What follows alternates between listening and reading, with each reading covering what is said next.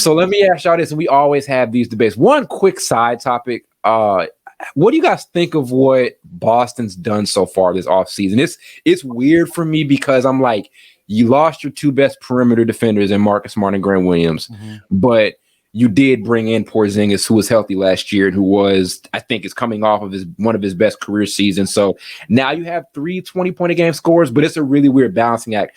I'm going to start with Blake here. What have you thought about what Boston's done so far through this postseason before we kind of get into this Jaylen Brown thing? Honestly, if I had to give him a grade, I think I'd give him like a B plus. I feel like they looked at their areas and needed and tried to upgrade as best as they could. I think that Porzingis addition is going to be pretty big for them. Generally saying since he's coming off one of his best years statistically. So I think he'll have a not the biggest impact because he's going to be around JB and Tatum. And they're going to come around. They're going to take some of that scoring away from him, but he'll still be able to get his. Yeah. I don't know. To be honest with you, I'll give him like a C. And I feel like I'm being generous because you get rid of Marcus Smart, let alone like that was the heart of the Celtics for the longest time. He's been the heart of the Celtics. Like sometimes he would do some questionable things on the court, but you can always count that he would give his all. He would play defense. He even get you some offensive rebounds sometimes, especially at that size for a guard is impressive.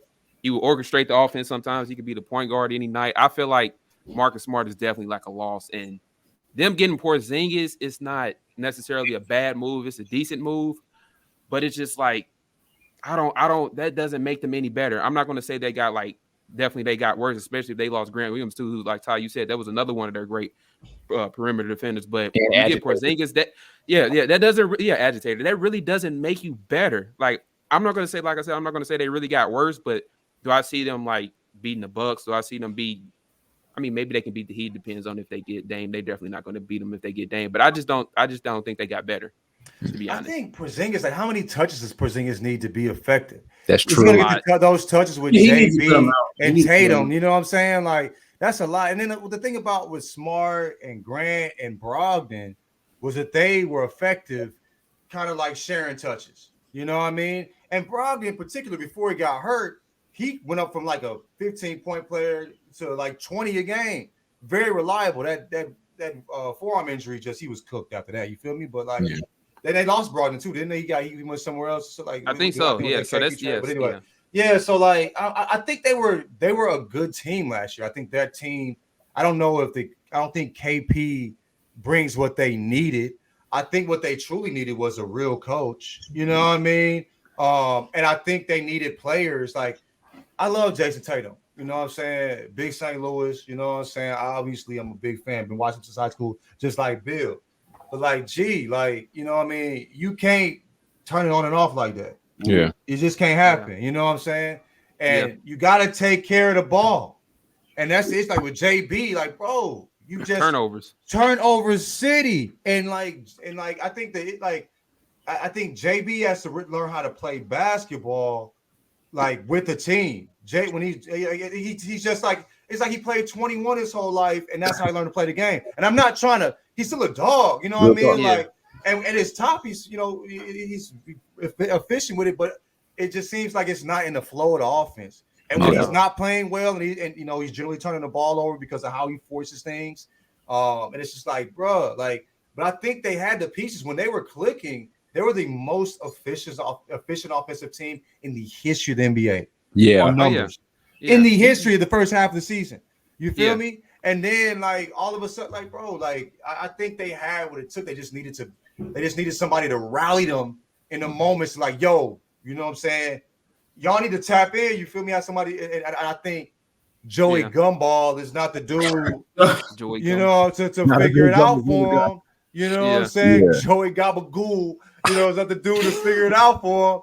You know what I'm saying? In those clutch moments, he's still, he got some learning to do. Yeah. It's like to me, it's like they did the same thing with Spo in the Heat. When I felt like they gave the keys to the Lambo to somebody who's never driven who just now got their license. That was Spo's first head coaching job is with Brian and Wade and Bosh, but he was a genius. Yeah, and I think they did the same thing with Mazzulla, but I don't think Mazzulla he ain't Spo.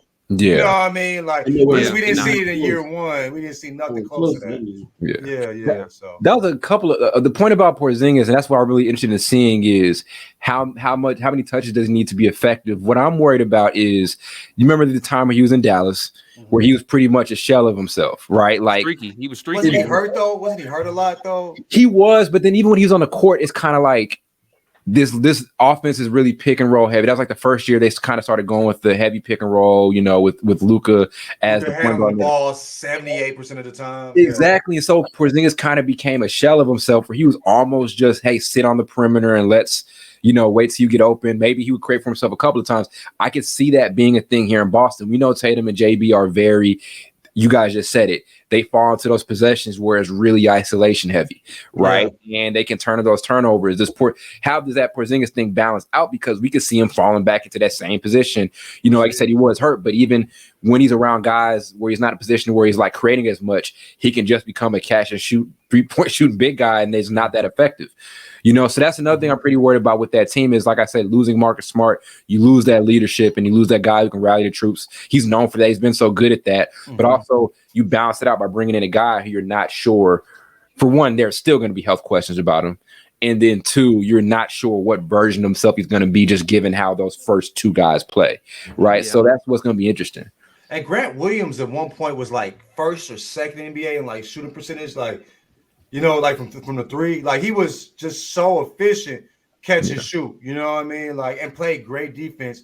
And he's kind of like Draymond, where size didn't really matter with him. He can pretty much guard anybody, you know what I mean? Like he just has, you know, he uses his size, his strength well, even where he doesn't have the verticality that other players that he's guarded have. So we'll see, man. We'll see. I don't know if they got better by losing those three guys and filling that in with KP.